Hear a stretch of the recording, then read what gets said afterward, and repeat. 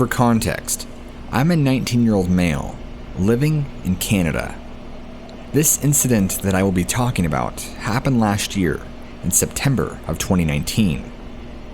Now, I haven't shared this incident with my family or even some of my friends, since they will say that it's a bunch of hogwash and that I was making it all up for the attention. So, back to the incident at hand. At the time, I was doing a program in cadets many called the Psych Hike, where cadets would be sent deep into the woods and would be required to find a place to stay for roughly 50 minutes to an hour. Mind you, the Psych Hike occurred after 9 p.m., so we're pretty much sitting in the woods in the darkness with only starlight and moonlight. Another rule for the Psych Hike is that you are not allowed to talk or make any sound. Also, we are not allowed to walk to other cadets during the Psych Hike. It was roughly 8 p.m. The sun had already disappeared behind the horizon, leaving a reddish-pink color in the sky. We were instructed to line up in alphabetical order. Then, we were given 2 glow sticks. One was red, and the other green. The red one was to only be used in emergencies, and the green glow stick was supposed to be used for the all-clear signal after the time was up. You were also given a whistle. It was also used to be in an emergency. So, after everybody's names were called, the supervisor asked any of the cadets participating if they would like to walk away now. One cadet, for privacy reasons, we will call him M, walked back to his cabin. The supervisor then told us to get behind him and follow him out to the campsite. I will explain the layout of the camp, as this will help the story make more sense. The cabins and the canteen are located at the center of the campsite. If you keep walking southward from the campsite for a mile, you would eventually reach an airfield. The airfield was surrounded by dense forest. Even in the daylight, it's hard for the sunlight to even get past the branches to the forest floor. Now, imagine the forest at nighttime. Daunting, right? Even the most brave captains wouldn't even venture into there. So, they decided to send us cadets in. Interesting. So, we were marched off to the airfield and were ordered to stand at the edge of the forest. And then, the supervisor started to send each cadet into the forest. We were told to only walk 25 paces into the woods. When it was my turn, I started walking into the forest. The only light source from where I was standing was the stars and moon, and even that wasn't even strong enough to light up my path. After 25 steps, I found a comfortable place to sit behind a tree. I sat down and listened to the cadets in front of me march off into the woods. As the last cadet marched into the woods, everything fell silent.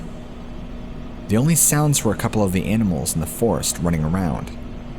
I honestly had no idea what I was truly getting myself into, and thought this would just be an innocent experience that I could happily recount to friends and family.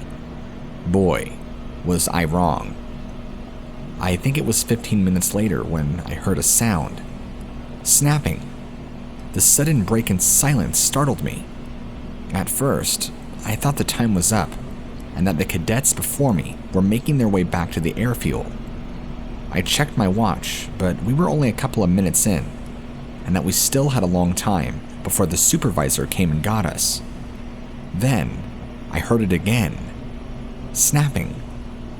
I looked around but saw nothing. The moonlight illuminated only a bit of my surrounding. I could see only a couple of meters in front of me. For the next couple of minutes, I was fiddling with the glow sticks in my hand until I heard this low rumbling noise. Within seconds, this low rumble turned into a very deep and guttural growl that sounded like it came from something very large with a massive, massive set of lungs. I was freaking out at that moment. I didn't know what to do. If I tried to run away, I worried that whatever was making the noise would appear and rush me, and I'd never be seen again. Maybe that was my paranoia. Maybe that was my fear overtaking me. And then, it hit me. A scent of wet dog and rotting meat came wafting over to where I sat. When I smelt it, I retched and coughed a little. The smell was almost overbearing, so I held my nose tightly. Suddenly, in that moment, a feeling of dread and fear washed over me. I was suddenly paralyzed with fear. I started sweating, and my vision turned blurry. This is when the growling started to move around me, and not just stay stationary like before. It sounded demonic and raspy. It moved closer to me. I could hear it behind me. I was scared by this time, but I managed to look behind the tree. From the tree, at least 20 yards away, I could see a silhouette of something lumbering in the woods. It was tall, and when I mean tall, this thing had to be at least 7 feet tall. It was radiating that horrid smell of blood, wet dog, and rotting meat. At first, I thought it was just a man, but when I looked closer, it clearly did not fit into the category of human. I guess the 2 cropped ears on top of its head gave that away rather quickly. Having hocks just like a dog does, with thick muscled legs and a torso the size of a ripped weightlifter, this thing could tower over me, even from a distance. This thing looked like it could bench 300 no problem.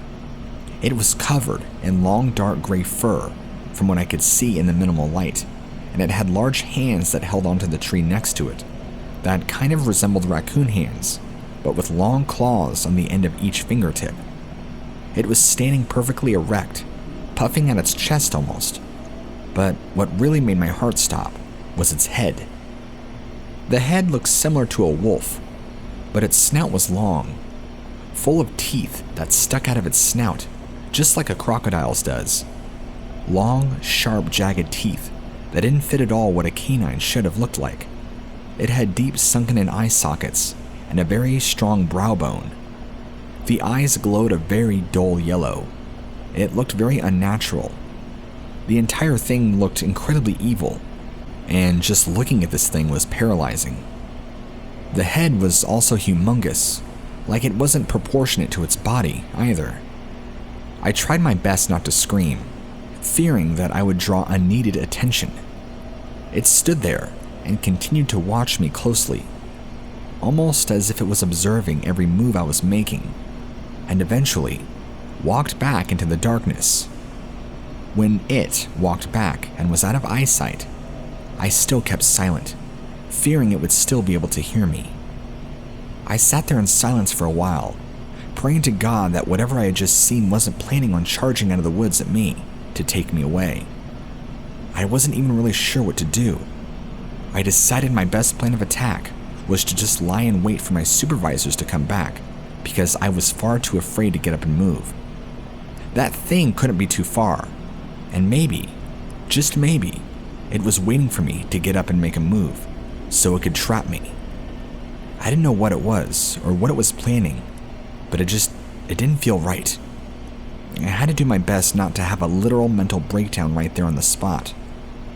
It's funny, growing up as a kid, when you hear about things like this that look like this, you're always told, oh, those don't exist. That's only in your imagination. All that's doing is setting somebody up for when they actually have a true encounter with something that isn't supposed to exist out here. I wasn't prepared mentally in the slightest. I had no way to handle it properly, and I still don't. It seemed like forever until the supervisors finally came and picked us up. I didn't talk for the rest of the night. The supervisors tried to talk to me, but all I could really do was nod and shake my head to questions. I was too overtaken by complete fear to accurately even process their questions, let alone give them all the information they wanted out of me. I felt like a little kid who had just experienced a trauma or an abusive situation. My brain was still trying its hardest to process what had just happened. Is what happened to me reality? Or did I just dream it all? Was the fear I experienced even real? Next morning in the cafeteria, I was talking to some of my friends about the psych hike when one of my friends asked, "Hey, did any of you guys smell that last night?" Everyone looked at him, and started to talk about how they had smelled that horrible scent and felt the sense of dread and fear wash over them. I was the only one that was silent. When I went back home, I did some research and found nothing. Nothing concrete anyway. Everything led to creepypasta and scary stories, which is not what I'm about. I want to be taken seriously. I need somebody that I can talk to and tell my story. Desperate, I have now reached out to several people who are supposed researchers and investigators, hoping to get some potential answers. At least they believe my story, and I can have some resolve and ease of mind, knowing I'm not crazy. In a weird, morbid way, it's comforting to know that there are other people out there with experiences that closely resemble mine. What did I encounter that night? What was that thing in the woods that I saw? And I hope that I'll never see it again.